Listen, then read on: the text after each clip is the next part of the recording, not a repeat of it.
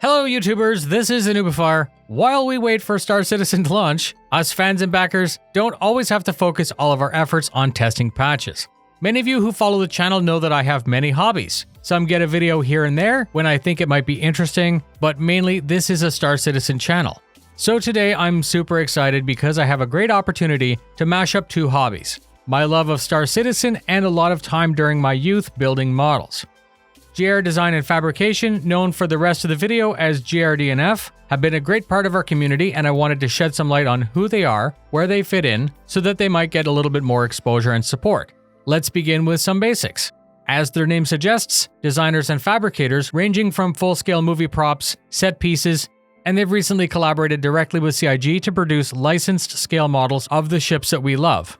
In 2017, they built and demoed a full-scale functioning Arctech GSS locker. This was super fun because at that time it was the only way that the player could suit up in-game before leaving an airlock at Port Olisar. It was the hit of the show, and they continued to create other works for CitizenCon, which always became the focal point of the show. It was their massive Saber Raven in 2017. In 2018, they built a huge Drake Kraken and a 1-to-1 scale Dragonfly. I had a chance to interview them, and we discussed the massive undertaking to achieve that detail at those scales, within the timelines that they need to operate within. Truly creative and multidisciplined to pull off the things they do and make it look easy. The main point and focus today has to do with their collaboration with CIG to gain the licenses to make super high quality scale models in limited numbers. They invest hundreds of hours working with the STL files so they can print perfectly, and have tested different systems to ensure their products are superior to pretty much anything that we could ever make our own. Because Star Citizen has everything from small buggies to kilometer-long capital ships, they couldn't simply choose one scale. I'm used to working at 1:35, which is common for military vehicles like tanks and trucks.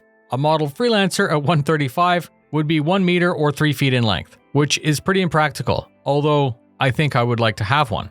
I found working at 1:100 and 1:200 to be a new challenge, but in a good way. It definitely requires smaller brushes and thinned down paints, plus patience and a steady hand. I have a Prusa 3D printer in the studio, and I've tried printing ships. I cannot print ships like JRD+F, not even close. Their print resolution and quality is simply not achievable. They also started with the actual 3D files, and then they further spent hours working on them. You can really see this on the outside of the model in the very fine details of the components. As I said, they print kits in limited numbers, and their unboxing experience includes tons of extras. This is not a normal model kit. The parts arrive separated in laser-cut foam. They include a signed production card with the limited number and hologram of authenticity. The parcels are shipped using Covalex, so I'm sure when it arrives, all this will bring a smile to your face. I recently did a video explaining about an upcoming deployment, which has been stealing a lot of focus away from my hobbies. Yesterday, I finally got a day to invest in this and have some fun. The build is really simple, the parts break off from the tree very easily, and everything is down to the micron. No joke, I didn't have any issues with the kit.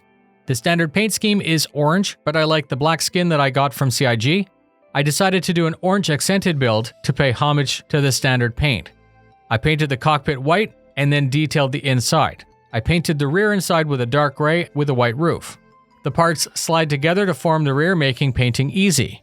I eventually decided to close the back ramp, and once the glass is installed, you can't really see very well, so I consider that all of that work to be practice, and you may decide to skip that yourself when you do your own build. With the cockpit in position, the first bulkhead was installed and the front and rear were glued together. I began work on the engines, pre-painting parts metallic and then gluing them into position. Parts of the landing gear were made metallic, and the body was painted flat black and orange. So, I'm going to say that I'm okay with the results for the first pass. However, I regret trying to weather the top so dark. With hindsight, I believe it would have looked much better, pristine like you would get from the showroom. My experience when I was younger tells me that I will never get it to look right, no matter how much I paint it from now on. If I do a second one, I would have done things differently. There are parts in these shots that were eventually finished, such as the weapons and doors, and I really had fun working on the Freelancer Max from JRD+F. Some people will buy them to collect, and some people will buy them to build. I'm happy I decided to build, and I hope that you enjoyed this look behind the scenes. Please check out this fantastic community member and spread the word. I have the links posted to their new website.